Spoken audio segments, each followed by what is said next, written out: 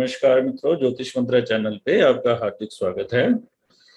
हमारे जो श्रृंखला चल रही है वैदिक ज्योतिष का सरल अध्ययन, उसके अंतर्गत हम आजकल चर्चा कर रहे हैं लग्नानुसार शुभ और अशुभ ग्रह कैसे निकाले जाएं, कैसे निर्धारण किया जाता है। तो आपको संक्षिप्त रूप में एक बार बता देता हूं आगे बढ़ने से पहले। त्रिकोण के स्वामी सदैव शुभ फलदायक होते हैं। त्रिकोण क्या है? 1, 5, 9 जो है ये त्रिकोण है। त्रिकोण के स्वामी सदैव शुभ फलदायक होते हैं। और केंद्र के स्वामी यदि सम ग्रह हैं, शुभ ग्रह हैं, तो शुभ फल नहीं देते, केंद्राधिपति दोष माना जाता है। और अशुभ ग्रह हैं तो अशुभ फल छोड़ देते हैं। तो वो शुभ देंगे अशुभ, ये उनकी दूसरी राशि पे निर्भर करेगा। 3, 6, 11 त्रिषणाय के स्वामी हमेशा पाप फलदायक माने गए हैं। अष्टमेश पाप फलदायक माना गया है। 2 और 7 के स्वामी को मारक भी माना गया है। और 12वें का स्वामी सम होता है।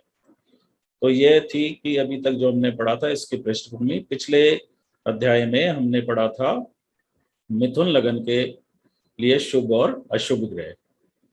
तो आज का हमारा विषय कर्क लगन में कौन से ग्रह शुभ होंगे और कौन से अशुभ होंगे। तो कर्क लगन में प्रथम हाउस में कर्क राशि है, चंद्रमा की राशि है। चंद्रमा या लग्नेश हो गया। लग्नेश एक त्रिकोण भाव माना गया है। तो चंद्रमा यहाँ त्रिकोण का स्वामी हो गया, लगन के रूप में त्रिकोण का स्वामी हो गया। और चंद्रमा की कोई अन्य राशि है नहीं, तो चंद्रमा यहाँ लग्नेश होने के ही फल देगा। और त्रिकोण के स्वामी यानी कि लग्नेश जो है यहाँ पे शुभ फलदायक ग्रह हो गया। तो चंद्रमा इस कुंडली के लिए शुभ फलदायक है। अब आइए देखिए द्वितीय भाव में कौन सी राशि है। 5 नंबर की राशि है, सिंह राशि है। तो द्वितीय भाव का स्वामी हुआ सूर्य। तो यहाँ पे सूर्य जो है द्वितीय भाव का स्वामी होने के कारण मार्केश बनेगा। अब मार्केश के बारे में भी यही, यदि सौम्य ग्रह इन स्थानों के स्वामी होते हैं ना, मार्ग स्थानों के, तो उनमें मार्कत्व ज्यादा होता है। तो सूर्य यहाँ पे साधारण फल करेगा मार्केश के, बाकी अन्य स्थितियों पे निर्भर करेगा कैसे योग बना रहा है। और फिर दशा अंतर दशा पे निर्भर करता है। और आयु के कालखंड में दशा आती है तो मृत्यु संभव होती है। अन्यथा सेकंड हाउस धन का भी है तो धन भी देता है। लेकिन द्वितीय भाव का जो स्वामी है वो मार्केश होता है, तो सूर्य को यहाँ पे शुभ ग्रह नहीं माना जा सकता। फिर तीसरे घर में आप देखिए कन्या राशि आ रही है। कन्या राशि का स्वामी बुध है। और बुध की दूसरी राशि आ रही है 12वें घर में। अब 12वें घर में देख पा रहे हैं 3 नंबर लिखा है। तो बुध यहाँ पे 12वें का स्वामी होने के कारण सम हो गया, लेकिन त्रिषडाई तृतीय का स्वामी है ना, और तृतीय का स्वामी होने के कारण ये त्रिषडाई परिवार का सदस्य हो गया, त्रिषडाई ग्रुप का मेंबर है। तो तृतीयेश होने के कारण ये अशुभ फलदायक है। द्वितीयेश 12वें के स्वामी के कारण तो सम हो गया, लेकिन तृतीय भाव का स्वामी भी तो है। और इसकी मूल त्रिकोण राशि ही खराब भाव में पड़ रही है। कन्या राशि बुध की मूल त्रिकोण राशि है, वो एक खराब भाव में है। तो बुध यहाँ पे पाप ग्रह माना जाएगा। इसके बाद आते शुक्र में। शुक्र चौथे घर का स्वामी है और शुक्र नैसर्गिक शुभ है। नैसर्गिक शुभ ग्रह यदि केंद्र के स्वामी होते हैं तो वो शुभ फल नहीं देते। कई लोग उसको कह देते पाप फल देते, ऐसा नहीं है। वो शुभ नहीं देंगे, अशुभ देंगे या नहीं देंगे वो निर्णय करेंगे उनकी दूसरी राशि पे। ये तय है कि वो शुभ फल नहीं देंगे, अशुभ भी दे सकते हैं और सामान्य फल भी दे सकते हैं। तो शुक्र की दूसरी राशि यहाँ पड़ रही है 11वें भाव में। आप 11वें भाव में देख पा रहे हैं वृष राशि है। वृष भी शुक्र की ही दूसरी राशि हो गई। तो त्रिषडाई में 11वां स्थान का स्वामी है। तो 3 से पापी छठा, छठे से पाप फल 11वें भाव के स्वामी में ज्यादा है। तो शुक्र यहाँ एकादश भाव का स्वामी होने के कारण त्रिषडाई यानी कि आय भाव कह लो, एकादश भाव कह लो। तो शुक्र यहाँ एकादश भाव का स्वामी होने के कारण पाप फल देगा और केंद्र का स्वामी होने के कारण शुभ फल नहीं देगा, क्योंकि शुभ ग्रह जब केंद्र के स्वामी होते हैं तो केंद्राधिपति दोष आ जाता है। तो केंद्र के स्वामी होने के कारण शुभ फल नहीं देगा, तो अशुभ भी दे सकता है और सामान्य भी दे सकता है। लेकिन एकादश का स्वामी है तो ये अशुभ फल ही देगा। तो शुक्र इस कुंडली के लिए एक अशुभ ग्रह के रूप में कार्य करेगा। अब आइए पंचम स्थान में, वृश्चिक राशि नजर आ रही है आपको पंचम स्थान में, तो इसका स्वामी मंगल है। अब मंगल यहाँ पे त्रिकोण का स्वामी हो गया, तो अभी तो लग रहा है कि शुभ फलदायक ही होगा, लेकिन हर ग्रह की दो राशि होती है सूर्य और चंद्रमा को छोड़ के।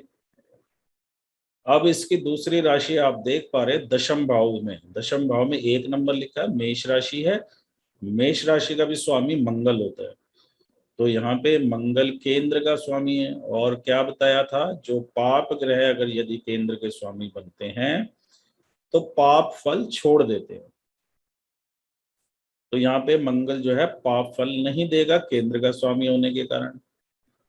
तो पाप नहीं देगा तो शुभ दे सकता है या सामान्य दे सकता है, क्योंकि वो त्रिकोण का स्वामी है और त्रिकोण के स्वामी हमेशा शुभ फलदायक माने गए हैं। तो मंगल यहाँ त्रिकोण के स्वामी के कारण शुभ फल ही देगा, क्योंकि दशम केंद्र का स्वामी होने के कारण वो पाप फल ही देगा। और त्रिकोण में पांचवें घर में इसकी राशि है, त्रिकोण का स्वामी है पंचमेश है, तो पंचमेश होने के नाते शुभ फल देगा। तो मंगल यहाँ शुभ फलदायक है। और एक नियम था, यदि कोई एक एक ही ग्रह यदि केंद्र और त्रिकोण दोनों स्थान का स्वामी हो जाता है तो उसे हम योग कारक कहते हैं। तो यहाँ मंगल जो है पंचम भाव का स्वामी है और दशम भाव का स्वामी। पंचम भाव एक त्रिकोण है, दशम भाव एक केंद्र है। तो मंगल यहाँ केंद्र और त्रिकोण का स्वामी होने के कारण विशेष फलदायक ग्रह हो गया, यानी कि योग कारक हो गया। तो कर्क लगन वालों का यदि मंगल बहुत अत्यधिक पाप पीड़ित नहीं है तो मंगल की दिशा में उनको बहुत सी उपलब्धियां प्राप्त होती है, क्योंकि एक अकेला ग्रह ही काफी है योग फल देने के लिए, ये योग कारक है। उसके बाद देखते छठे भाव में आपके पास धनु राशि आ रही है। छठे भाव में धनु राशि आ रही है और त्रिषडाय के स्वामी पापी माने गए, पाप फलदायक माने गए। लेकिन अच्छा, धनु का स्वामी है गुरु, यानी कि गुरु यहाँ छठे के स्वामी में, षड, षड मतलब छठा, तो त्रिषडाय, षड में का मतलब है छठा, तो गुरु यहाँ पे छठे भाव का स्वामी है, तो पाप फलदायक माना जाएगा। लेकिन साथ में ही गुरु त्रिकोण का भी स्वामी है। इसकी दूसरी राशि मीन राशि नवम त्रिकोण में आ रही है, और त्रिकोणों में नवम त्रिकोण सबसे बली होता है, 1 से बली 5, 5 से बली 9। तो यहाँ गुरु त्रिकोण के स्वामी के रूप में शुभ फल भी देगा, तो गुरु यहाँ मिश्रित फल देगा। छठे का स्वामी होने के कारण अशुभ, नवम का स्वामी होने के कारण वो शुभ फल देगा। अब वो उसके क्या परिणाम होंगे, मिश्रित होंगे, और बाकी तो पूरे योग वगैरह जब हम पढ़ेंगे तब निर्णय किया जाएगा। हर व्यक्ति की कुंडली के हिसाब से अलग अलग ग्रह स्थितियां बनती है, अलग अलग योग बनते हैं, तो उस हिसाब से हम इसका निर्णय करेंगे। इसके बाद आते हैं हम शनि।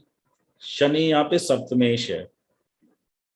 साधारण नियम से शनि सप्तमेश होने के कारण केंद्र का स्वामी और पाप ग्रह शनि नैसर्गिक पाप ग्रह, तो पाप ग्रह जब केंद्र के स्वामी होते हैं तो शुभ अशुभ फल नहीं देते। लेकिन सातवां घर केंद्र में स्पेशल स्थान रखता है, मारक है, तो यहाँ शनि मार्केश भी है।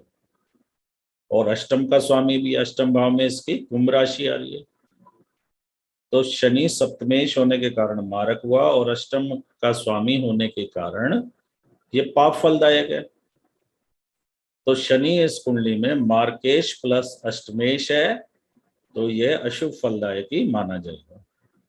तो 10वें 9वें घर में मीन राशि है, उसका हमने विचार कर लिया। तो यहाँ पे हमने इस कुंडली के लिए सभी ग्रहों का विचार कर लिया है। आपको बता दें कि राहु और केतु को अभी सम्मिलित नहीं किया गया लग्नानुसार, क्योंकि उनकी कोई राशि का स्वामित्व प्राप्त नहीं है, इसलिए उनको लग्नानुसार में नहीं रखा गया। उनके लिए विशेष नियम है। तो कर्क लगन के लिए शुभ ग्रह हुआ लग्नेश के रूप में चंद्रमा, पंचमेश के और दशमेश के रूप में मंगल योग कारक हुआ। तो ये दो ग्रह कर्क लगन की कुंडली में शुभ ग्रह हैं। गुरु यहाँ पे नवमेश और छठे का स्वामी होने के कारण मिश्रित फलदायक है, और बुध यहाँ पे तृतीय का स्वामी और द्वादश का स्वामी है, तो अशुभ फलदायक है। और शुक्र यहाँ पे केंद्र का स्वामी होने के कारण, चतुर्थ केंद्र का स्वामी होने के कारण केंद्राधिपति दोष है, और एकादश का स्वामी होने के कारण अशुभ फलदायक है। तो सूर्य मार्केश है, तो सूर्य मार्केश है, चंद्रमा शुभ है, मंगल योग कारक है, बुध पाप ग्रह है, गुरु मिश्रित फलदायक है, शुक्र पाप फलदायक है, और शनि भी पाप फलदायक है। तो इस प्रकार आज हमने निर्णय किया कि मेष लग्न में कौन से ग्रह शुभ फलदायक है और कौन से ग्रह अशुभ फलदायक है। तो आगे आने वाले जो हमारे लेक्चर होंगे उसमें हम सिंह लग्न के बारे में और बाकी लग्नों के बारे में विचार करेंगे। तो एक बार लग्नानुसार शुभ अशुभ निर्णय करना आ जाए तो आप ऐसा मान के चलिए कि आपको 50% ज्योतिष आ गई। तो आशा करते हैं आपको हमारा चैनल पसंद आया होगा। यदि आप हमारे चैनल से पहली बार जुड़े हैं और आपको ये चैनल पसंद आया तो इसे सब्सक्राइब जरूर करें। इस वीडियो को लाइक और शेयर करें और बेल आइकॉन को प्रेस करना ना भूलें, जिससे कि आपके पास लेटेस्ट वीडियो की जानकारी आती रहे। धन्यवाद। आपका दिन शुभ।